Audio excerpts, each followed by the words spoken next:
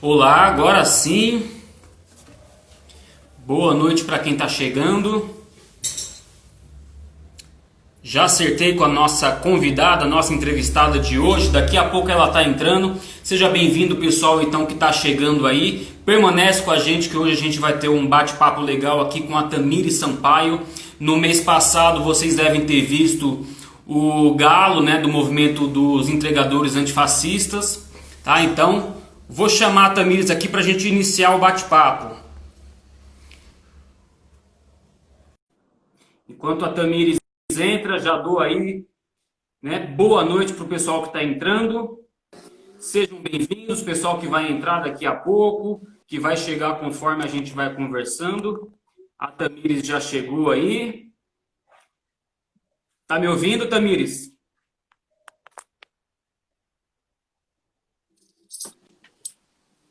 Sim? Sim? Tá ouvindo? Opa, agora sim. Tem alguma conexão que tá ruim, ou a minha ou a sua. Ah, pode ser a minha. Ontem eu fiz uma live aqui. Falando nisso, acho que eu vou até mudar de lugar de onde eu tô. Espera um pouquinho. Que a minha internet Fica à aqui vontade, tava pode se nesse. ajustar aí, porque rede, dependendo do local, dá uma travadinha. Opa!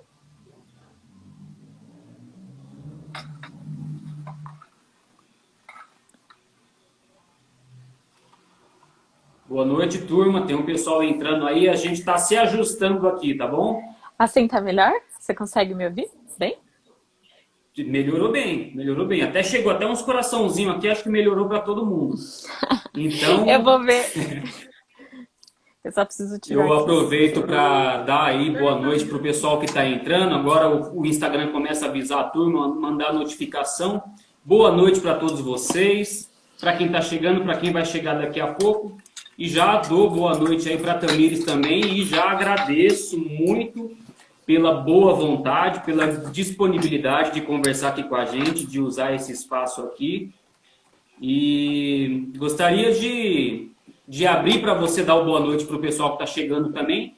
E já te perguntar, acho que uma pergunta até meio clichê nos tempos hoje em dia, mas assim, como é que está você, Tamires, nessa situação toda, nessa pandemia, desde março, como foi para você? Até onde eu sei, você é moradora da periferia de São Paulo, então gostaria de saber como foi para você, né, o dia a dia, a dinâmica, trabalho e tal, e lá no seu bairro, a comunidade, como é que a turma tem se virado? Nossa. Não, Denise, eu queria primeiro agradecer o convite por fazer esse bate-papo aí contigo. Você sabe que eu sou super fã do seu trabalho, né? Das artes, acho incríveis os desenhos que você faz.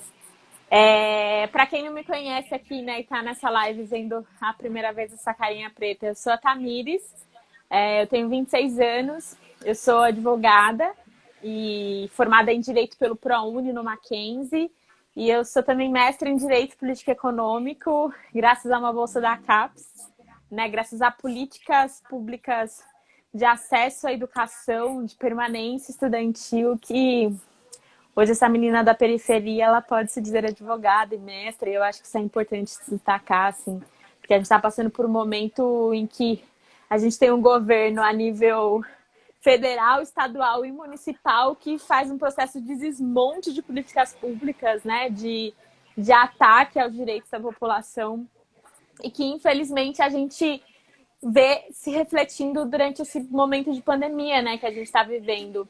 Eu moro em Goianazes, na Zona Leste de São Paulo.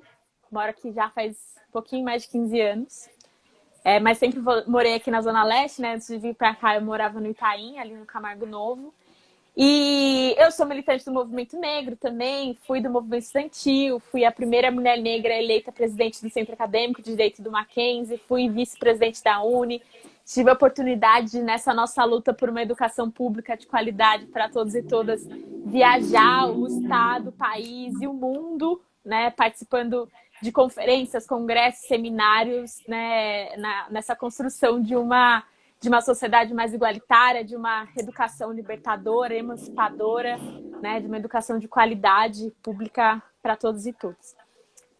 E aqui, cara, Denis, essa pandemia para mim está sendo um processo assim muito interessante, porque eu moro com a minha mãe no apartamento, né, que é nosso, de um programa de arrendamento residencial, PAR, aqui na Zona Leste, da gestão do PT, inclusive a gestão municipal do PT. E essa casa é nossa, né? Conseguimos. Então, em relação à minha casa, né, eu tô bem. A minha mãe, ela se aposentou.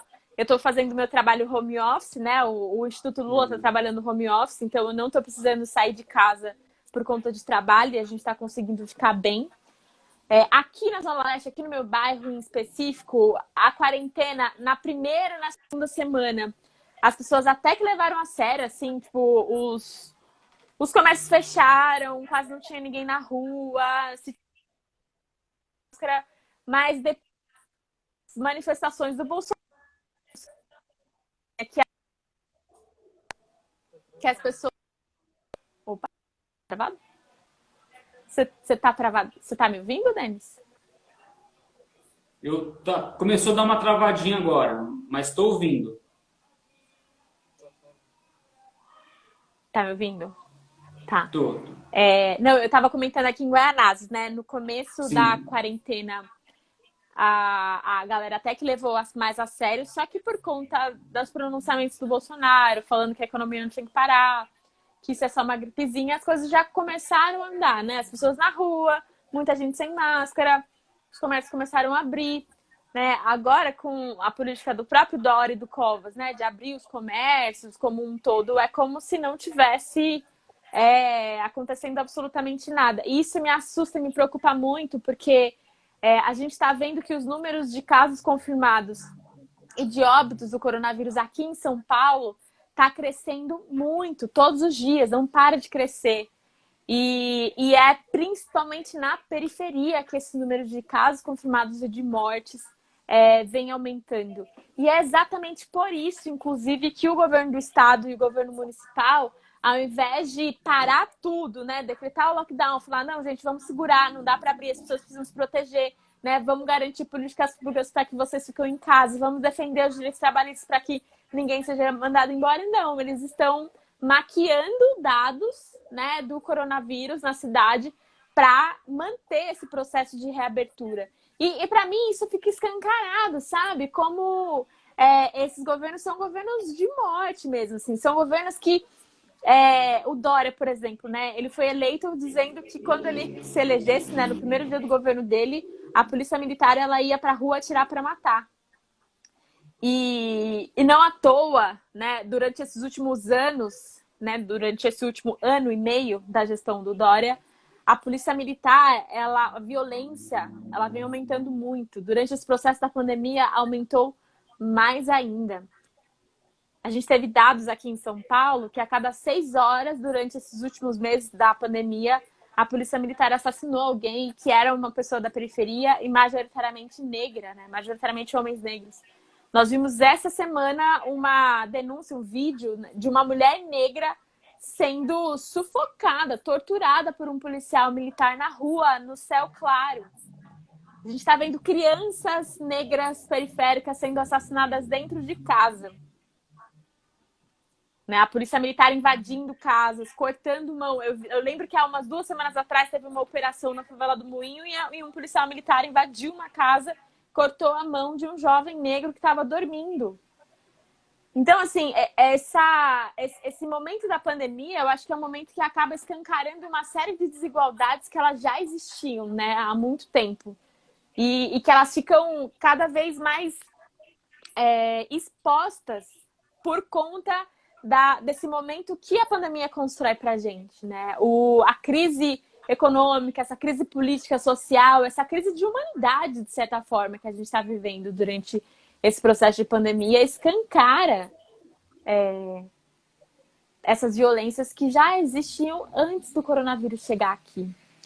E eu acho que é exatamente porque elas existiam antes do coronavírus chegar aqui que isso justifica e que os governos eles acabam não agindo para acabar, porque era um problema enquanto o coronavírus estava matando gente de classe média alta que tinha vindo da Europa e que trouxe o vírus para cá, né? Isso era um problema. A economia tinha que parar ali, né? O Estado precisava parar, a cidade precisava parar. Agora, quando essa classe social já não está mais em perigo, que é o caso, eles estão demonstrando cada vez mais que eles não se importam com a vida do povo. Uhum. A gente vai retomar esse assunto com um pouco mais de profundidade, um pouquinho mais para frente. Mas eu aproveito para dizer, você falou algumas coisas sobre você aí, que bom, porque a gente faz lá a chamada, né, o convite para o pessoal assistir. Coloquei lá advogada, né, advogada e diretora no Instituto Lula. Claro que você é muito mais, além disso, né, mulher, negra, feminista. E, bom, aí você também vai ficar à vontade para falar quem é você. Você tem muito mais qualificação para falar sobre quem é você do que eu, né? Então, eu queria destacar também que você tem especialização em direito criminal, não é isso? E em segurança pública, né? Isso, eu fiz o mestrado, só para explicar isso, né? O meu mestrado ele foi sobre política criminal e racismo estrutural, e nele eu trabalho sobre segurança pública, sobre genocídio da população negra, necropolítica. Tá. E eu queria pegar essa coisa da segurança pública aí, que é apontado como um dos principais fatores para ter eleito o Bolsonaro como presidente da República. Quer dizer, isso nos sugere que houve aí uma falha, um buraco, talvez, no discurso da esquerda ou das esquerdas, né, das frentes progressistas, para a própria sociedade, para o povo mesmo, né? Quer dizer, a gente sabe da resposta mais básica, né? A coisa que muitas vezes a gente ouvia alguma liderança política dizendo e reproduzindo assim discursos mais simplistas, tipo, a gente combate a criminalidade, dando mais oportunidade, né? Combatendo as desigualdades e tal. Mas o próprio povo sentia falta de uma resposta ali mais prática, né, mais urgente, né? Estou falando do trabalhador que está sendo assaltado no ponto de ônibus enquanto vai trabalhar, a mãe, né, na periferia que fica ali agoniada quando o filho demora um pouquinho mais para chegar em casa, né? Essa realidade que o povo, mesmo o povo pobre, trabalhador, queria ali das autoridades uma resposta mais prática.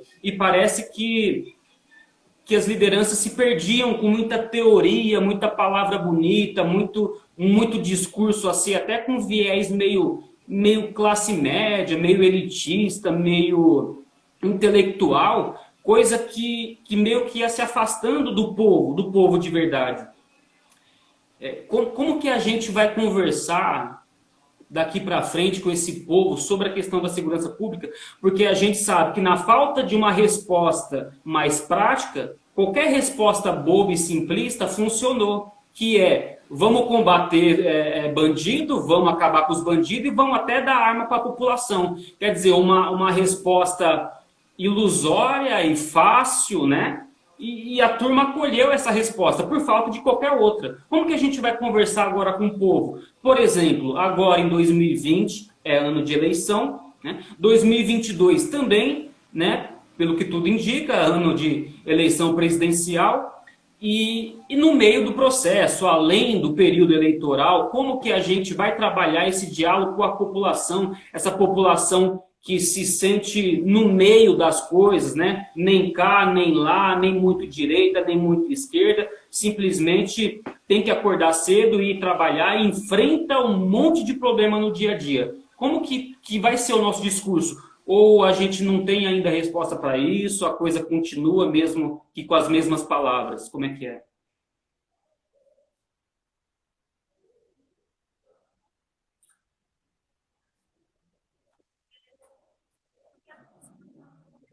São o debate sobre a formulação de renda, né? Trabalho e renda para as pessoas.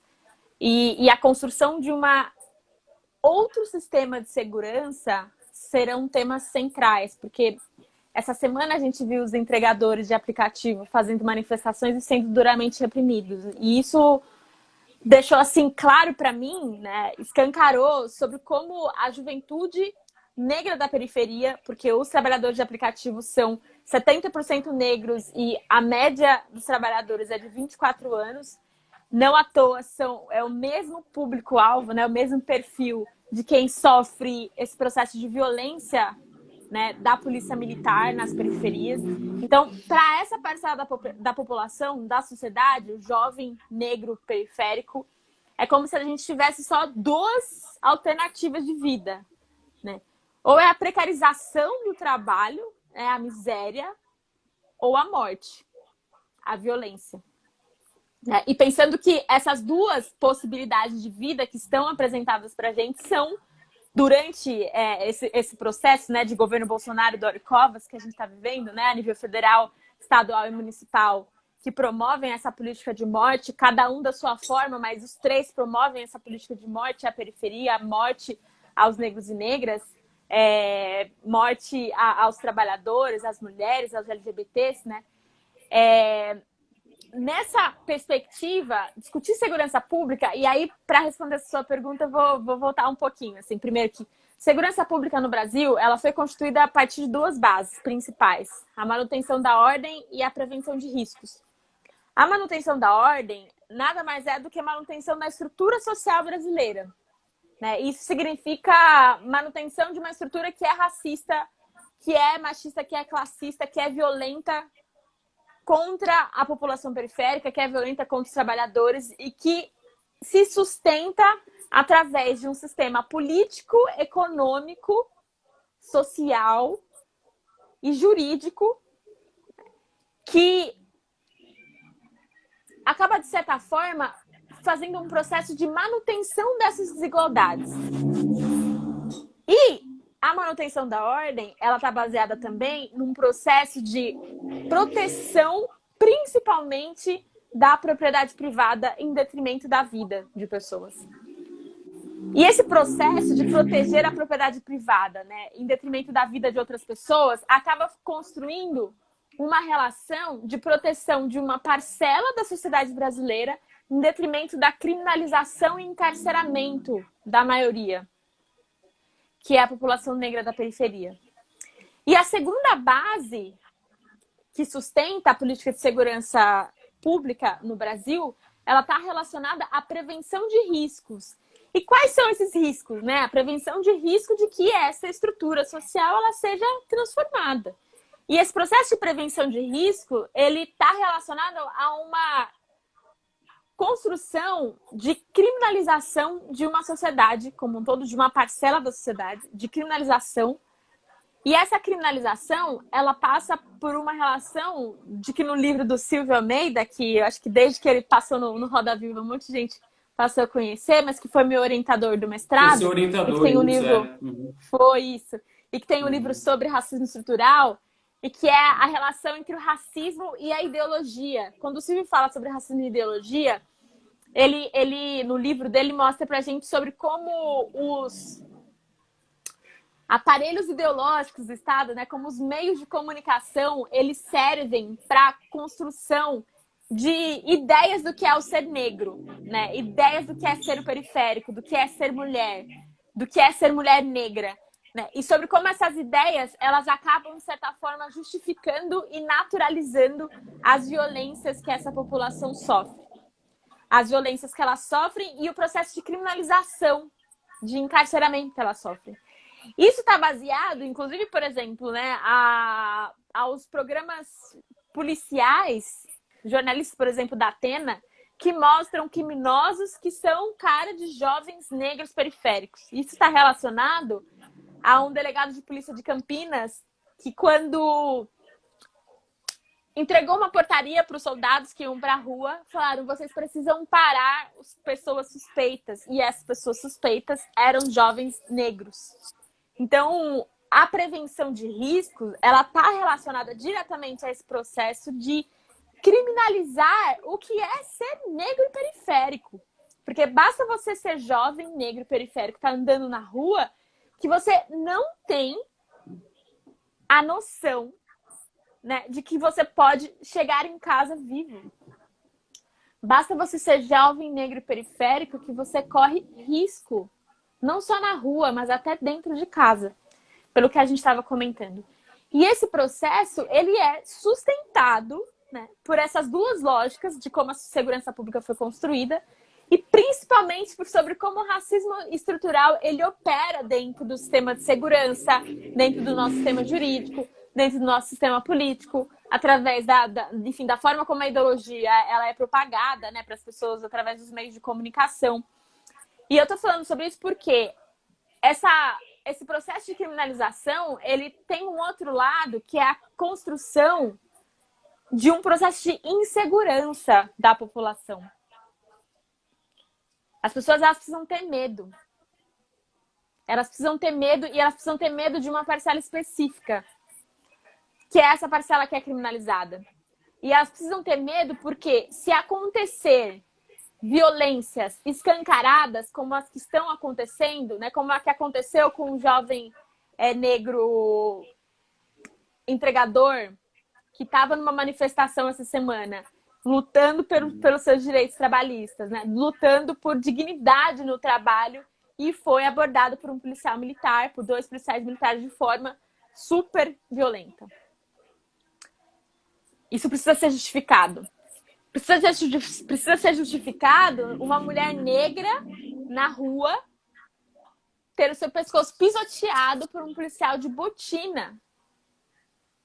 Precisa ser justificado para jovens negros, crianças negras, que serem assassinadas dentro de casa e isso não causar, no mínimo, uma comoção nacional, assim, de que o país parou, né? Deveria parar. E não para, porque essas violências, elas estão sendo construídas junto com esse processo de criminalização, de naturalização do que é o ser negro e principalmente de naturalização de que o ser negro é um ser criminoso, é um ser inimigo. E o inimigo, ele deve ser combatido, seja a forma que for. E essa ideia que é propagada e que é construída, e essa sensação de medo e de insegurança, ela acaba, de certa forma, fazendo com que a gente, né, com que a população como um todo, não tenha noção de como parte desse discurso que é propagado, do bandido bom é bandido morto, de como a gente precisa, de certa forma, encarcerar cada vez mais, de como isso é um projeto, né, é uma política de morte que envolve uma série de coisas e que principalmente afeta a própria população negra periférica, que acaba, de certa forma, produzindo esse discurso. E aí eu estou falando tudo isso para falar, né, o que eu acho que tem que ser de resposta, para a gente entender que é um processo muito complexo. E que a esquerda, inclusive, ela está em uma situação muito difícil. Porque nós temos formulações voltadas para a construção de um novo sistema de segurança pública, né, de um sistema de segurança pública cidadão, de um sistema de segurança pública cidadã, quer dizer, né, de um sistema de segurança que não está baseado na manutenção de ordem, prevenção de risco, na proteção de patrimônio em detrimento da vida, mas que está relacionado na garantia de direitos, né, que está relacionado à garantia da vida, da liberdade, da democracia. É um sistema de segurança que não está baseado apenas em pegar o bandido, prender e acabar, mas de entender o porquê que o crime ocorre, o que é crime, o que é criminalizado, quem que é o criminoso e por que que ele é tratado como tal, da forma como é tratado. E sobre como, principalmente, a gente pode construir políticas que acabem com esse processo de criminalização que existe, sabe? Sobre como a gente pode construir políticas que acabem com o processo de desigualdade, né?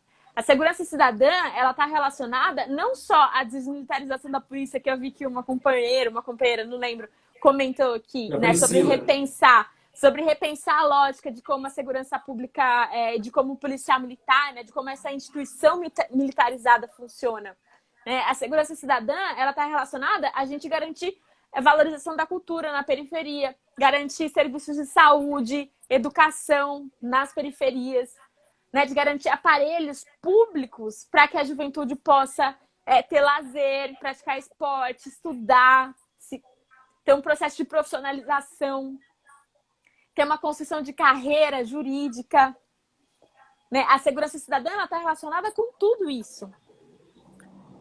a ação da polícia militar, a lógica de como a instituição policial... Pera um pouco. Ai. Desculpa. Saúde. A lógica de como a instituição polícia militar funciona, ela é muito importante e precisa ser desconstruída, né? A gente precisa desmilitarizar a polícia, precisa construir um ciclo único de carreira, precisa pensar em formação de direitos humanos, mas para além de pensar na formação, a gente precisa construir espaços e conselhos de controle da atuação da polícia. Né, conselhos de segurança municipal, cidadã, que relacione a sociedade civil com o governo do estado, com as instituições da polícia, né, com os agentes de segurança. Porque a gente só vai conseguir construir um espaço, né, um processo em uma cidade verdadeiramente segura e cidadã com participação popular, com controle popular e social. Né? E isso é fundamental nessa construção de segurança cidadã. E como a gente está passando por um momento de eleição municipal, eu, inclusive, sou pré-candidata a vereadora pelo PT aqui em São Paulo, e um dos pontos fundamentais e centrais não só do PT, mas eu acho que de todos os partidos, é pensar como a gente consegue colocar em prática essa construção de uma segurança pública municipal que esteja baseada na garantia da cidadania da população e não na morte. Porque não dá mais para ver. Eu fico assim, angustiada, Denis, porque é todos os dias. Mulheres negras, homens negros, jovens, crianças negras são violentadas, são exterminadas. Todos os dias temos notícias, vídeos, denúncias nesse sentido. E não dá para viver numa sociedade assim, você percebe? Não dá. Assim, a gente está passando por um momento, por conta do coronavírus, que estão falando muito sobre a necropolítica, né? Sobre a política de morte.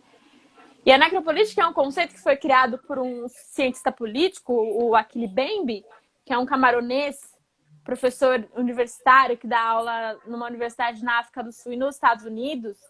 E a necropolítica, ele fala que ela é a organização do poder para a produção da morte. A organização do poder do Estado, do poder estatal.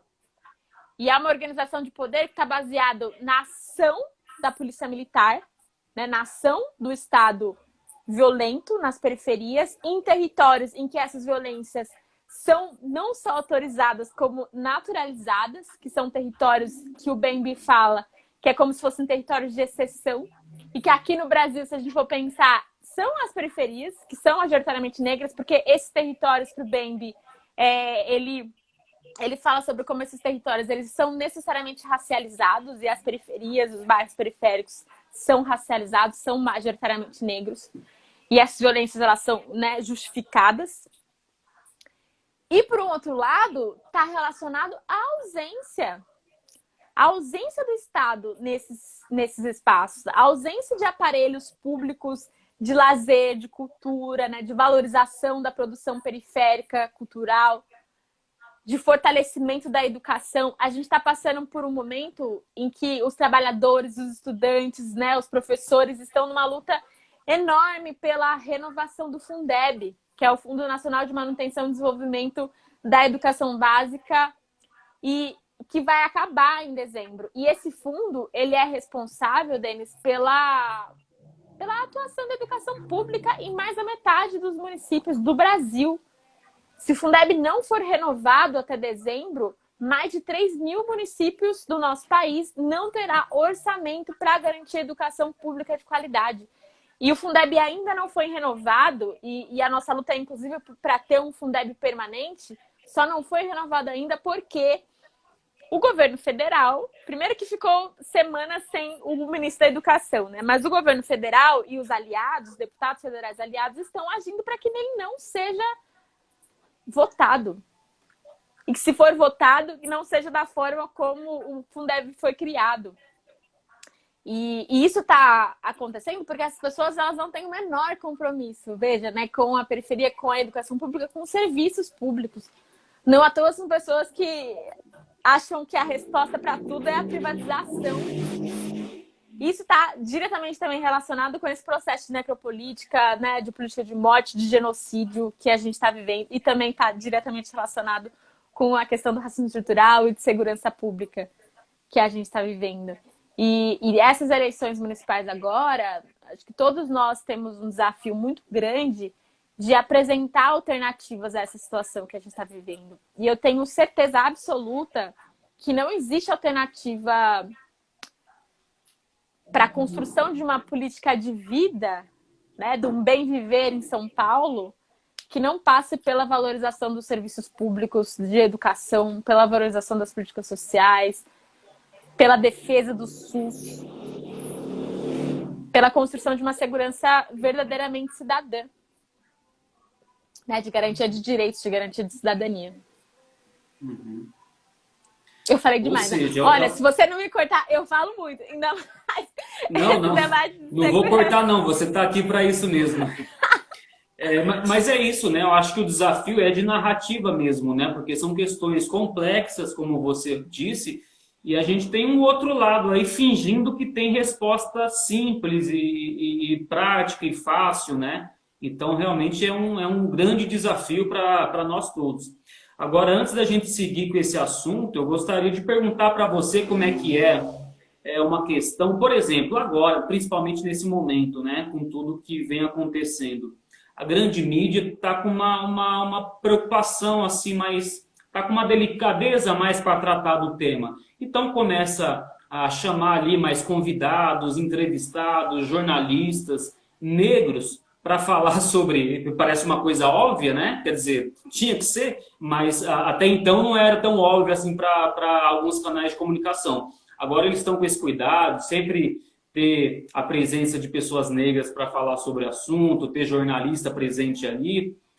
Eu queria saber se pode ser um problema, por exemplo, assim, você vê um programa entrevistando alguém que fala sobre, sei lá, psicologia, né? E aí é uma pessoa branca, que fala sobre arte, é uma pessoa branca, sobre música, uma pessoa branca, sobre direito, é uma pessoa branca. E aí vai chamar o negro para falar sobre racismo. Isso pode ser um problema, quer dizer, chamar sempre pessoas negras para falar sobre racismo, sendo que poderiam falar sobre muito mais coisas, ou isso é preciso pela época, é uma transição, porque os grandes canais de comunicação ainda estão se acostumando com isso. Como é que é? Isso é positivo, é negativo, é meio a meio? Antes de responder a sua pergunta, eu vou responder a pergunta da Prila Maria, que mandou aqui, que ela tá muito relacionada a uma coisa que a gente estava falando antes, aí eu já engato na sua. Ela perguntou a minha opinião sobre a criminalização da escrita de rua, né, que é diferente do grafite, não tem direito à pena mínima, uma prática artística periférica. E porque quando o jovem negro periférico toma para si a autonomia da palavra dentro do fazer artístico, ele é demonizado perante o Estado, o Código Penal e a opinião pública. Então, Prila, Prila, Maria, Priscila, Maria? Maria, vou Priscila, é a Priscila. Priscila. Então, Priscila, é o seguinte, como eu estava comentando aqui nessa live, nesse bate-papo com vocês, esse processo de criminalização que ocorre com a população negra desde a abolição da escravidão, né? Essa construção do racismo estrutural e da criminalização de práticas, ela acontece antes da abolição, mas principalmente depois da abolição, porque com a abolição da escravidão, se a gente não consegue mais utilizar os corpos negros para o trabalho escravo, as opções que nos foram dadas enquanto negros e negras foi a segregação social, sair dos centros da cidade para as periferias e construção das favelas, foi a criminalização de todas as práticas que eram relacionadas aos povos negros, que é a criminalização do curandeirismo, que era como era conhecido as religiões de matriz africana, criminalização da capoeira, que era diretamente relacionada aos negros e negras na época, criminalização da vadiagem, que, na minha avaliação, foi uma das coisas mais perversas, porque aboliram a escravidão, o trabalho que passou a ser assalariado passou a ser feito por imigrantes europeus, e não pelos negros e negras que eram escravizados. E se a gente não tem emprego e fica na rua, isso é crime. Ou seja, aboliram a escravidão, mas iniciaram um processo de encarceramento, segregação social e espacial e de extermínio físico. E é um processo que mantém até os dias de hoje, né? A escrita de rua, o grafite, faz parte de um processo de manifestação que é essencialmente periférico e negro. E o racismo estrutural e esse processo de criminalização contra a periferia, o processo de genocídio contra a periferia, ele é um processo que precisa criminalizar até os dias de hoje todas as práticas que estejam relacionadas a nós. E é uma criminalização que, como eu comentei, ela está relacionada, né? Ela está ligada a, inclusive, as formas como o povo negro, a juventude negra, a periferia é relatada nos meios de comunicação.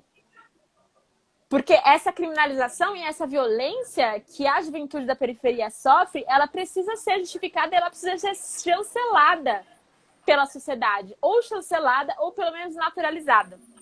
Para quando acontecer, não ter um choque social. Porque é motivo de choque social a cada 23 minutos um jovem negro ser assassinado no Brasil.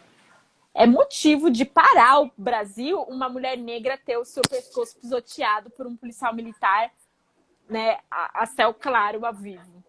É motivo de parar o Brasil uma criança negra ser assassinada dentro de casa.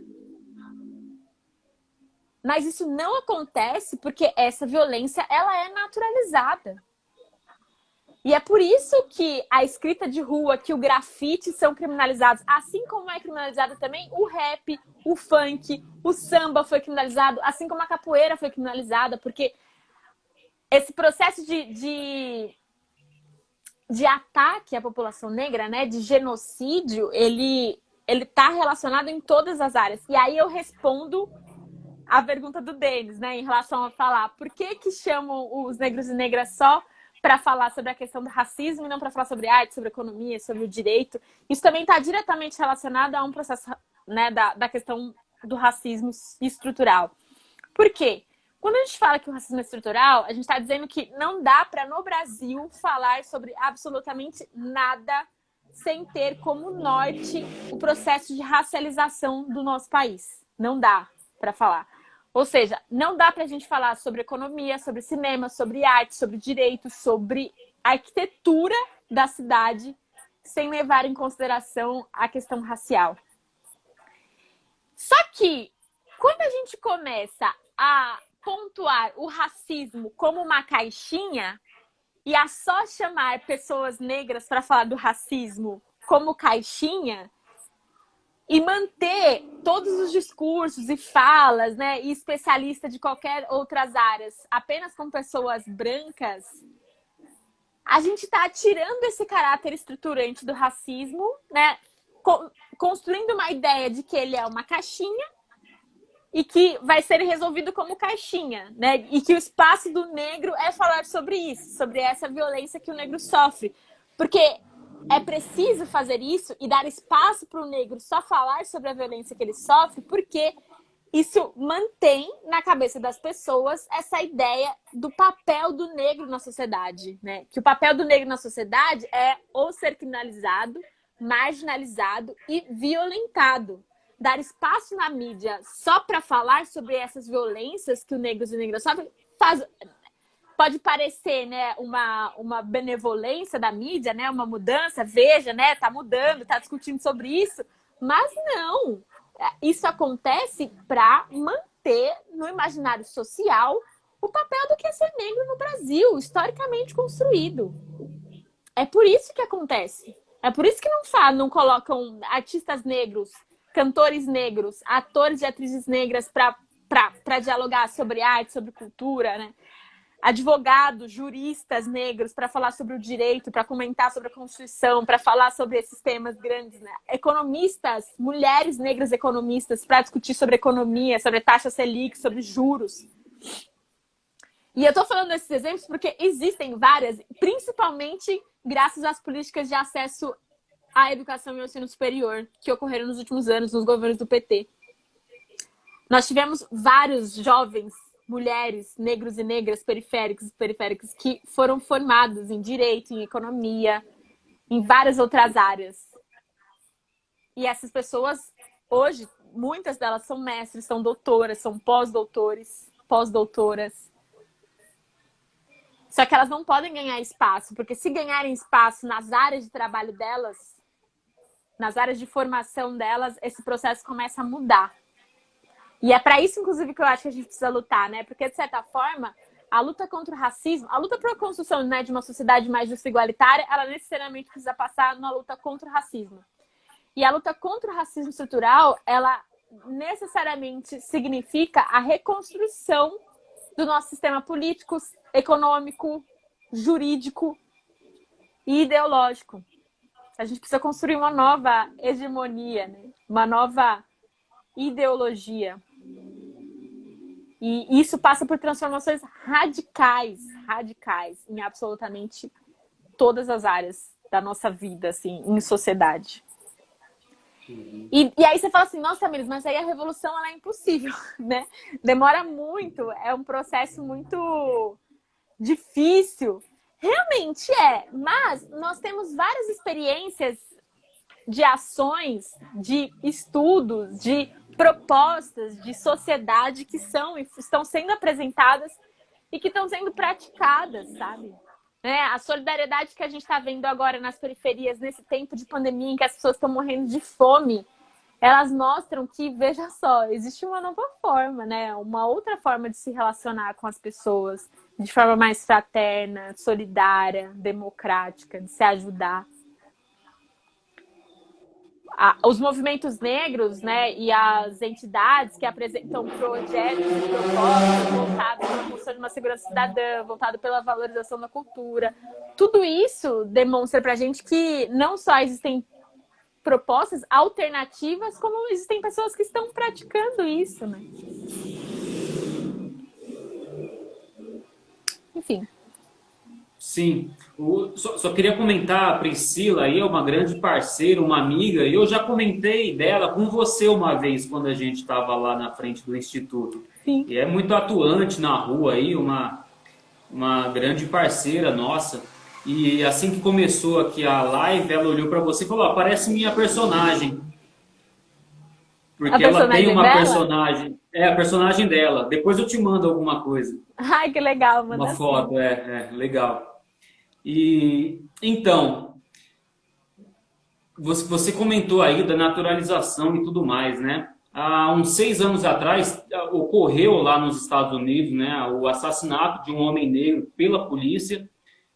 Nesse molde aí do que aconteceu com George Floyd, sofreu lá um golpe do policial, avisou 11 vezes que não estava conseguindo respirar, né? E foi assassinado. Aí agora com esse episódio, o filho dele comentou mais ou menos assim, com um jornal lá dos Estados Unidos, que se na época tivessem criado leis, né, diante desse tema, provavelmente o George Floyd não estaria morto hoje, né? Agora a gente sabe a grande repercussão que foi, né? Todas as manifestações com grande participação popular, manifestações bem incisivas mesmo, uma coisa bem expressiva, né? Que inclusive chegou aqui, né? Chegou aqui no nosso país, refletiu no Brasil e aí junta isso com o que você comentou, que aqui tem uma naturalização, quer dizer, a gente sabe, por exemplo, do ano passado para cá, quantas pessoas negras foram assassinadas, levando em consideração que teve grande cobertura da mídia, por exemplo, né? Quando os grandes canais de comunicação falam o nome da pessoa, às vezes faz entrevista com a família. Então, o que a gente tem conhecimento já são muitos casos. Tem muitos outros casos que não chegam, não tem esse destaque todo, né? Claro que eu não estou falando que isso é uma coisa recente, que não é, né? Parece que só em 2018 foram quase 5 mil negros assassinados pela polícia. E aí é o seguinte, a polícia no Brasil mata... Hã? 50 mil. 50 mil? Porque o dado, 2018? O último dado que eu tive é que 70 mil pessoas, um pouco mais de 70 mil pessoas foram assassinadas. E dessas 70 mil pessoas, mais de 70% delas eram negras. O que eu sei é que lá nos Estados Unidos, das pessoas assassinadas pela polícia, 24% é negro. Né? Não, você está falando dos Estados Unidos, então, esse dado. E aqui no Brasil, 75% das pessoas assassinadas pela polícia são negros. Né? Ou seja, no Brasil se mata muito mais no geral e se mata muito mais negro. Exato. Inclusive com vários casos de crianças assassinadas. Você falou aí, criança dentro de casa, criança indo para a escola, outros casos de quem foi confundido porque estava com guarda-chuva na mão e essa coisa toda. Quer dizer, a gente não tem uma realidade melhor, a gente tem uma realidade na proporção até pior. E aí me lembra a música do Gilberto Gil com Caetano Veloso, que diz de forma meio irônica que o Haiti é aqui. Quer dizer, todo mundo está dizendo que tem que rezar pelo Haiti, porque lá tem preconceito, tem violência, tem opressão, mas aqui a gente tem tudo isso. E aí com esse episódio do George Floyd, onde as pessoas foram para as ruas e tudo mais, eu queria saber se a gente, né, de modo geral aqui no Brasil, tem mesmo essa coisa de naturalizar a violência e o racismo e todos os problemas de desigualdade social e injustiça. A gente naturaliza aqui e fica compadecido do que acontece lá fora, ou a gente pode ir um pouquinho mais fundo, e aí você fala com mais propriedade, a gente consegue separar a atuação dos movimentos negros das pessoas que, por exemplo, foram e vão para as ruas, como em outras ocasiões também, pela grande onda, né? Tá tendo uma onda, todo mundo subindo a mesma hashtag, levantando a mesma bandeira, dando os mesmos gritos, e tem uma tendência da população, inclusive grande parte militante, esquerdista, relacionado a algum partido e tal. Isso talvez a gente possa descolar dos movimentos negros, quer dizer, eu não tenho certeza que os movimentos negros incentivaram que as pessoas fossem para as ruas nessas manifestações aqui no Brasil. Até porque ainda tinha grande polêmica da gente estar numa época de pandemia, né? E eu sei que tem muita gente, às vezes fora da periferia e às vezes de dentro da periferia, que diz, não, mas a gente não tem medo de coronavírus porque aqui a gente já é obrigado a lidar com risco no dia a dia. E ao mesmo tempo eu sei que tem organizações que precisam ser bastante responsáveis e tenha consciência que diante de uma pandemia ou de outras tragédias coletivas, vai sempre sobrar muito mais para as periferias, consequentemente, para as pessoas negras. O que você pode me dizer sobre tudo isso aí? Olha, primeiro, eu acho que desde que o primeiro negro pisou aqui nesse solo, existe resistência contra as violências que a gente sofre. Então, nós temos um país de mais de 500 anos de história e desde que o primeiro navio negreiro chegou aqui no Brasil, né, nesse solo que hoje é Brasil, existe resistência contra a violência, contra o racismo, contra esse processo de genocídio que a população negra sofre ainda hoje. Assim como desde que o primeiro europeu, né, que chegou nesse solo e iniciou um processo de genocídio contra a população indígena, existe resistência dos povos indígenas em luta, em proteção a esse solo, a essa terra, a esse território. E eu tô falando isso porque essas resistências e essas lutas e revoltas populares, negras, indígenas, que ocorreram durante todas as nossas histórias e que ainda ocorrem hoje, a resistência que ocorre hoje dos movimentos negros, mas das periferias também, elas são historicamente invisibilizadas. E elas são invisibilizadas. Desculpa, eu posso te interromper só um pouquinho, porque eu queria dizer que eu acho que é muito importante, eu esqueci de falar, que assim, para todos esses casos, sempre há manifestações. Só que há manifestações muito menores, muitas vezes ali dentro da comunidade da vítima, né, com poucas pessoas, e é isso que você está falando. Não tem uma grande cobertura da mídia e tudo mais, né? Então isso existe, né? E aí eu estou querendo realmente ver se existe diferença com essa coisa mais massiva, mais eventual de todo mundo na rua. Desculpa, pode continuar. Não, mas é que eu vou falar exatamente sobre isso, porque como essas revoltas que acontecem, elas são invisibilizadas, como o processo de violência contra a população negra é naturalizado, como os meios de comunicação, eles convocam as pessoas para ir para a rua contra a corrupção, né, entre aspas, mas não convocam para ir em defesa das mortes negras, porque eles produzem e reproduzem uma lógica que garante esse processo de genocídio contra a população negra e a população indígena aqui no Brasil. Por isso que não ocorrem manifestações, né, de massas gigantes, como ocorrem ou como ocorreram, enfim, outras épocas, né? Primeiro que aqui nós... Enfim, eu comecei dizendo que desde que o primeiro negro entrou aqui, existe resistência, porque manifestações e resistência contra o genocídio, elas ocorrem desde sempre. E elas sempre acontecem nas periferias do centro. As manifestações, elas sempre estão lá. Sempre que algum caso de alguma violência é denunciado, o movimento negro vai. Seja no território para fazer uma coisa localizada, seja no centro da cidade para parar e tentar chamar mais atenção da população. Só que essas revoltas, essas manifestações, elas não têm publicidade alguma. As pessoas, elas não sabem sobre isso. E isso acontece por conta desse projeto mesmo. Eu vi que a Priscila perguntou se eu achei que o manifesto Sem Democracia, não há racismo, aliás, não há democracia com racismo.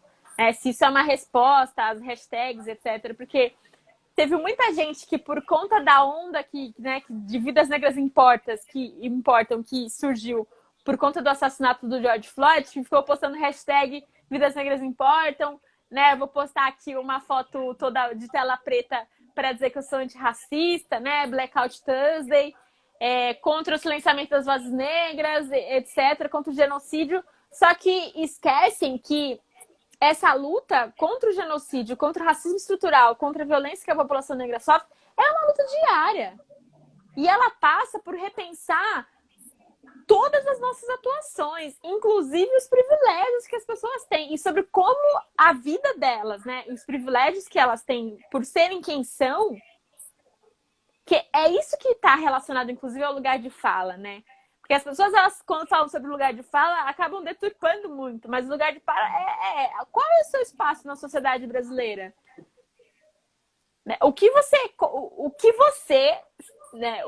é, da onde você vem, né?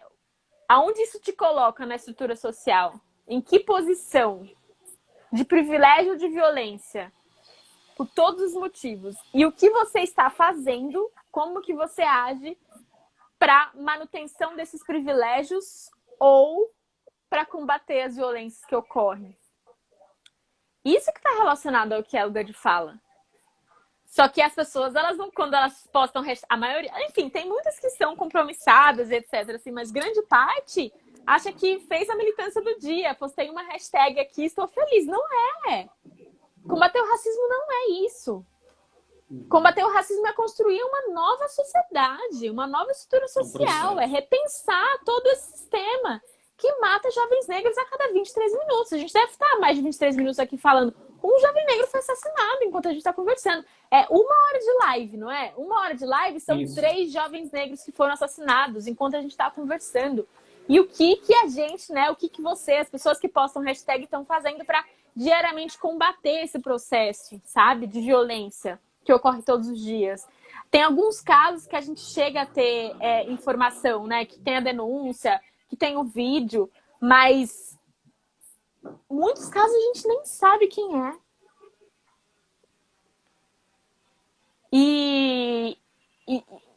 Enfim, é isso, assim, sabe? Eu fico muito angustiada quando eu tô acompanhando, né, nesse processo de quarentena, essa série de denúncias que estão rolando de mortes de crianças, de jovens negros, de mulheres negras que estão sendo violentadas na rua. E sobre como parece que a sociedade brasileira ela tá estática, sabe? A gente naturalizou tanto a violência que a gente não tá agindo enquanto todos os dias mais de 1.000 pessoas morrem por coronavírus. E a gente só não tá agindo e não tá agindo isso absurdo porque a maioria das pessoas são pessoas negras e periféricas.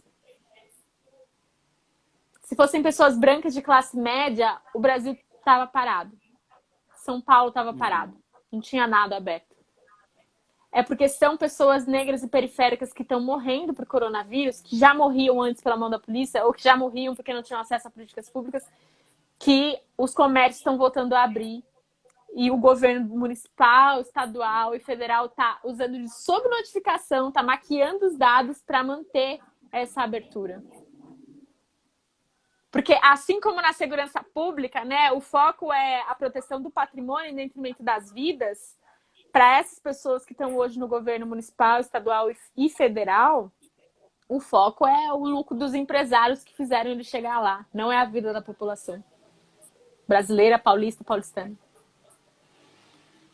E essa naturalização dessa política, que é reforçada pelos meios de comunicação, ela tem reflexo na sociedade. Ela tem reflexo. E é por isso que as pessoas não param. Né? Porque a cidade ela não pode parar. A nossa vida não pode parar. E as coisas precisam andar. E a economia precisa girar. Ah, e se morreu uma pessoa, ok, mas já morre mesmo antes. Qual que é a diferença? Do antes do coronavírus pro durante o coronavírus, na vida da periferia, em relação a pessoas que morrem. E eu fico martelando sobre isso, Denis, porque assim, eu acho que isso é um dos principais desafios, porque o governo Bolsonaro, ele é terrível não só pela ação, né, pelo desmonte de políticas públicas, mas é terrível pelo discurso. Porque esse discurso Sim. de morte, esse discurso de violência, o racismo escrachado, o machismo escrachado, essa valorização e apologia a armas, à morte que o governo Bolsonaro propaga, pode ter, e de certa forma tem, um reflexo na sociedade brasileira muito, muito terrível. Porque naturalizar a morte faz com que mais de 1.000 pessoas por dia morram de coronavírus. E a gente, aqui em Guaianazes, eu não sei se você tá ouvindo, mas, por exemplo, tá rolando uma festa aqui na casa do meu vizinho.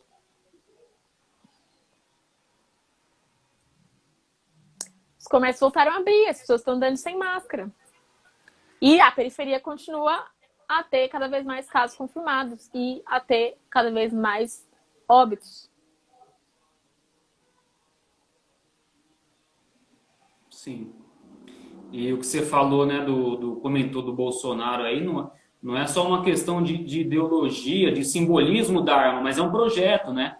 A gente viu lá naquela reunião lá qual que é a ideia dele. É o grande sonho, a grande proposta e a grande preocupação do presidente da República numa época de pandemia é armar a população, sabendo que quem tem interesse nesse momento de ser armado são aí os fãs dele, né? É a turma que a gente está chamando de bolsonarista, e é o tipo de pessoa que vai atirar no moleque que estiver, por exemplo, pichando a casa dele, ou até no morador em situação de rua que estiver incomodando, para fortalecer mais tudo isso que você está falando, né? O Tamires, me diz só uma coisa, aqui no Instagram, como você falou, a gente tem 1 hora de live, você tem acesso à hora aí que eu não estou vendo. É 10h27, já vai encerrar, já deu 1 hora. Ah, já vai encerrar? Já vai dar, tá bom. Já vai dar 1 hora. Tá bom, então para encerrar com você falando, eu quero que esse espaço seja seu. Você é candidata a vereadora, eu gostaria que você falasse de repente um pouco, tá bom, um pouquinho sobre isso, sobre por que essa proposta de ser candidata, qual que é a sua proposta, por que alguém poderia pensar em votar em você, o que a gente pode conseguir com isso também, o que uma mulher negra da periferia tem a oferecer e tem como atingir a estrutura racista e machista. É bom dizer também que se você está preparada para essa estrutura política machista também, aí você finaliza. Não, eu queria primeiro agradecer esse espaço, adorei esse bate-papo com você aqui, Denis. A live ela vai ficar na página para compartilhar depois? Você vai salvar? Sim, eu desço no Instagram, subo no Instagram e depois mando para o YouTube também. Ah, legal. Eu, como comentei no começo, sou uma jovem negra da periferia de São Paulo que teve a vida transformada graças às políticas públicas. E eu sou uma filha de uma militante do movimento negro. E eu costumo falar que eu cresci... A minha mãe está até aqui do meu lado, inclusive, assistindo aqui live com a gente.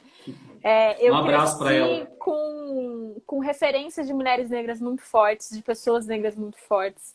E sendo estimulada cada vez mais a entender, sabe, a importância do movimento, da nossa história, de valorização da nossa cultura. E eu sei que a gente vive num país, né, em que os nossos ancestrais, eles lutaram, eles morreram, eles sangraram para que hoje fosse possível que eu me formasse em direito, virasse advogada e pudesse, inclusive, ser pré-candidata a vereadora. 10 segundos para você finalizar, tá aqui bom? em São Paulo. Nossa, 10 segundos não, então é um compromisso de transformação e de mudança. Né? Eu quero que a periferia tenha as mesmas oportunidades